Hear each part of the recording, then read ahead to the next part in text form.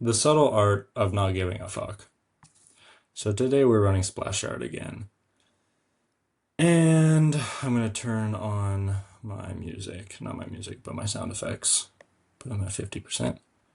And turn on some volume here so that y'all can hear the gameplay. So, it's a book by Mark Manson. Manson. It's a pretty smart guy. He's written some cool books. I've read two of them, one and a half. One of the books is called Models. You can look up what that means or what the book's about.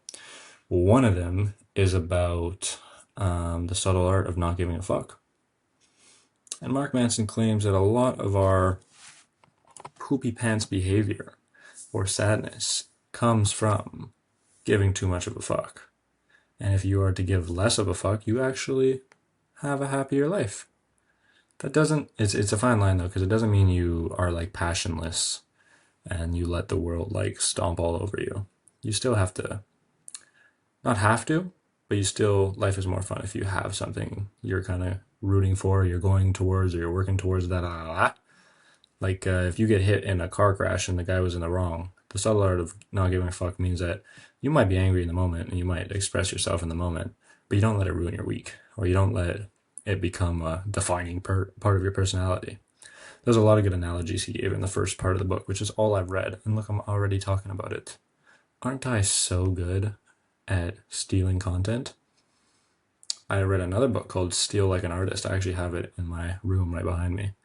And that's all about if you like something, steal it. Because that's what artists do.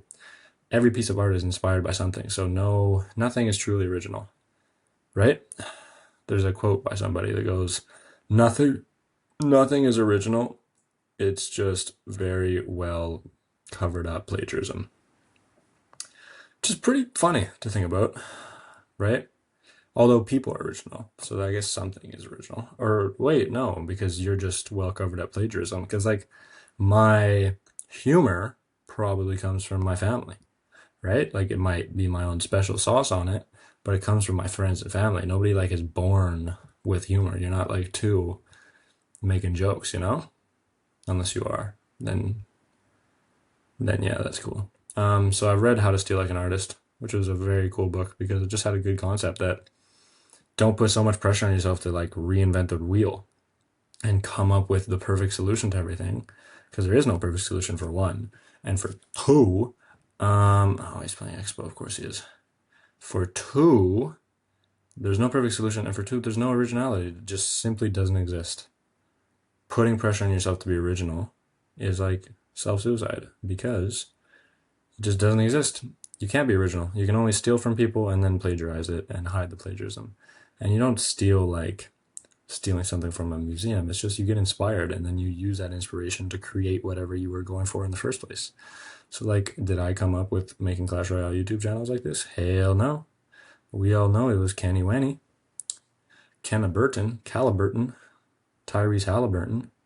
Rest in peace, his ACL. He's just like me. No, he tore his Achilles. I tore my ACL. This guy missed his fireball. Time to go in with a graveyard. Yeah, stealing like an artist is smart because you end up coming with stuff better than if you put pressure on yourself to come up with it all on your own. Like if you lock yourself in a basement and try to come up with like la pièce de résistance, it's gonna be hard because you have no inspiration. It's probably gonna be dark because you're just alone with your thoughts. Like people need people to not go insane. What is he trying to do? I'm poisoning preemptively. Can I just go in here? We shall see. Can I just go in here? I may have sold. Okay, I didn't sell.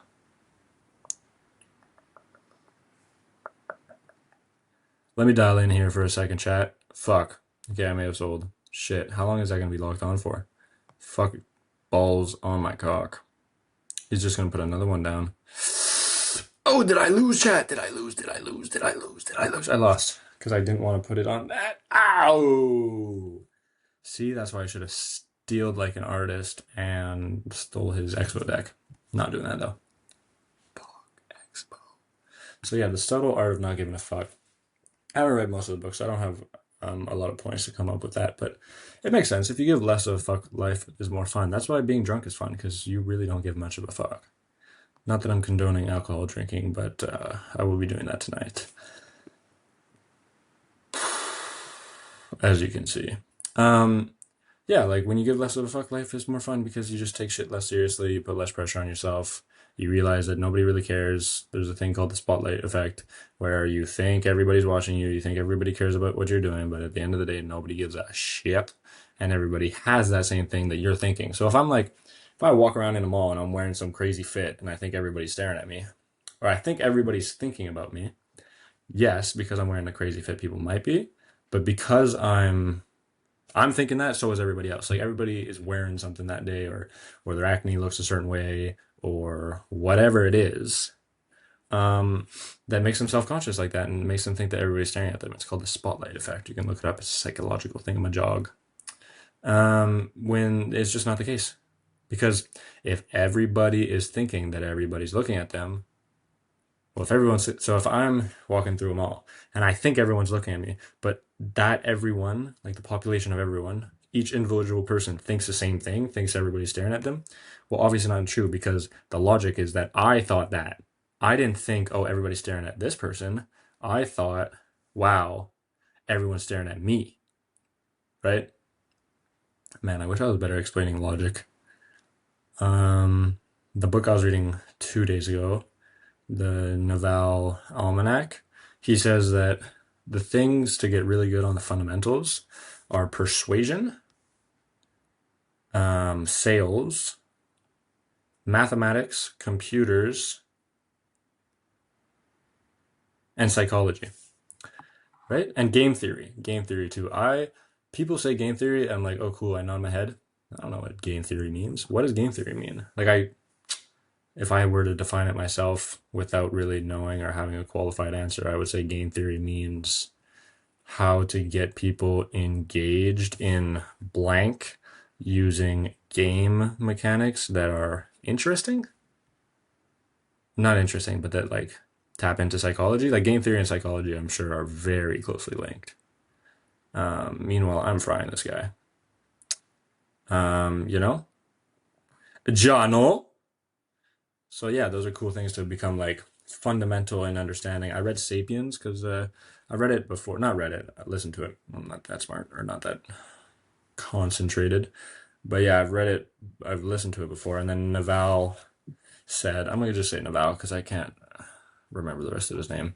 He said that you want to read Sapiens because it gives you a good like context for the rest of humanity and where we are as a species, and that a lot of things that we think are super dramatic and like climate change have happened before, and that it's just a really good idea to get an idea of how we have gotten to the point where we are. And so I was like, okay, cool. So I listened to that. I was like going to a basketball court up in Montreal, and I was listening to it. It was cool. Sapiens is a really good book. You learn a lot. Like there's a theory that Neanderthals didn't go extinct, but instead they just started breeding with Asian people, which I don't want this to turn into a racist comment at all. It's just a part of the book, something I read, something I found interesting. And recently, I believe it's been proven that there are parts of Neanderthal DNA still found in the general population, which is cool and a little weird because technically you're not supposed to breed between species. Like, I guess we're all the same species. Man, my biology teacher would be mad at me. But there's species, and then under it, I think it's genus. So like we were the same species. We were Homo sapiens, Homo neanderthal, Homo erectus.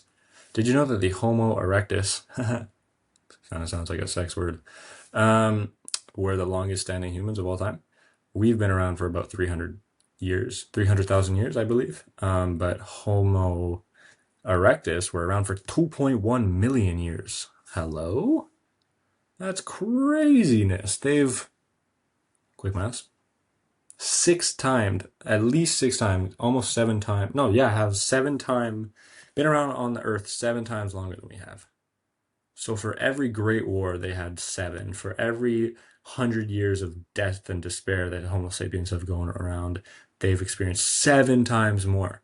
Like, you experience. So we've been around for one day of the week. They are around for the whole week. You know, like does that kind of put into context? We've only been around for a day in terms of Earth's like lifespan, but Homo erectus have been around for a whole week. And I don't know how old the Earth is, so I don't know. Is it a week out of a month? No, it's not. It's probably a week out of like a lot of months. Numbers are cool too. I heard somewhere that humans can only understand up to the number 3. Anything else they don't fully comprehend, which I would argue against because like 4, uno, dos, tres, cuatro, I feel like I understand. But hey man, someone smarter than me came up with that, so I trust him. Not really, but I'll say I trust him. Do I pop the ability or do I poison? The decision was made for me. I should be going to work out after this. I'm hitting shoulders, chest, and back because I can't hit legs because I'm recovering from an ACL surgery. I usually do hit legs. I know everybody hates legs, but usually I'll hit it. Ah, I died. Why am I like? Why do I lose? I'm losing to just like the corniest decks ever. I don't like losing. Yeah, I do these workouts that I learned from a book called Tim Ferriss. I mean, this whole channel is just gonna be from a book I read from a book I read from a podcast I listened to. No. But there's a book called The 4-Hour Body by Tim Ferriss. How is he back already? That's really cool. And the book talks about Occam's protocol, which I'm sure Occam is some bodybuilder that went brazy back in his prime. He's gonna make a night that, and I'm gonna hate him for it. But yeah, Occam's protocol. I go in, I do one set of a couple exercises, one set of. I use the machines because I'm lazy. Please unlock on. I do one set of chest, one set of supinated lateral pull downs. Why do I remember that, but I don't remember chest press? I do one set of shoulder press and I go to failure. You want to fail at around 7 reps. If you're anything lower than that, did I just lose? I don't know, chat. TBD. If that doesn't die to the poison, I might have a chance. I might have a chance. No, he's cycling. He's smart. Oh, he had 5s. I lost. I think that might be over. I don't really want to go much longer because I could yap forever and we would go nowhere. But oh no, I hit the play again button, so I guess we're doing another one. Yeah, so apparently, if you go to failure, the whole point behind hypertrophy is you're trying to tear up as much muscle as possible, or so I believe.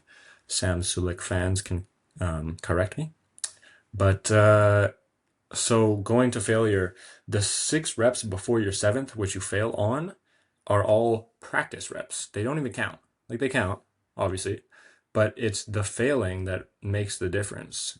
When you fail, when you're struggling, like you're holding it at its max, and then once you can't push anymore, you hold for 5 seconds, and then you just slowly lower it down, and you're in so much pain, and it sucks. That's how you bulk up. Says the guy that's about as skinny as anything, right? I'm tall, so I'm allowed to be skinny, but maybe I shouldn't be giving bulking advice. Wow, all these guys are virgins. Like, stop playing the same deck. Oh, and I messed it up. Shit. I'm gonna have to pause this, I believe. I think someone's coming in. Which I don't know how to pause this. I see an off button. I see an end the call button. I don't think I can pause this, so I'm thugging it out. I guess someone might walk in and I'll have to end the video so I don't dox my family. But yeah, it's kind of cool how hypertrophy works like that. Like I can finish a workout in half an hour if I wanted to. And almost no consequences. Well, no consequences because my point is to bulk. So I'm doing the workout as it's supposed to be done. The real problem is my physio. My physio takes me like an hour or more. It takes me almost 2 hours to finish all my physio workouts. And because of that, I haven't done a physio in 2 days. You guys should publicly shame me in the comments. That's actually what this channel should really be, is publicly shaming Jack for not doing enough physio and ruining his body's long-term chances. I've always wanted to like, not perfect my body, but like maximize my body's potential, because I believe that right now, as it currently stands, I have like really tight hips. I have, yeah, that's Tower Buddy Opal. I have really tight hips. I've got just a lot of limited mobility that makes me a worse athlete, that definitely doesn't help um, like back problems or knee problems. Like who knows? Like maybe I wouldn't have torn my ACL if I had stretched more. TBD, right? Don't live in the past, live in the future. The subtle art of not giving a fuck. Kind of like this. So this is my second video of today. Like I'm probably gonna post these in like, oh no, am I gonna lose this tower? No. Oh, you're a nerd. Yeah, yeah. I like posting. It's cool. Like, cause I have ideas like in the car or something, and now I have an outlet of where to put them. Like, I'm like, because I think it ties into the human being's like desire to be approved of, and what I was talking about last, like social validation, and why FOMO is such a big thing in society, is because like people want to be listened to, and that's why being a listener is such a great like quality to have, and such a great like networking ability, is when you can really listen to people and like make them feel important. Dale Carnegie reference. I am just a collection of books. I'm not unique. I'm not even Jack. I'm just the books I've read. But Dale Carnegie says if you can make people feel important, that is the most important thing you can take away from his book. And so yeah, make people feel important. Listen to them. And why I keep uploading is because I like to be listened to too. Because guess what? I'm just a human, and humans like to get listened to. So the subtle art of not giving a fuck. Oh, did I start my video with that? Oh, if it ever gets monetized, it won't because I said fuck in the first 5 seconds. Okay, bye.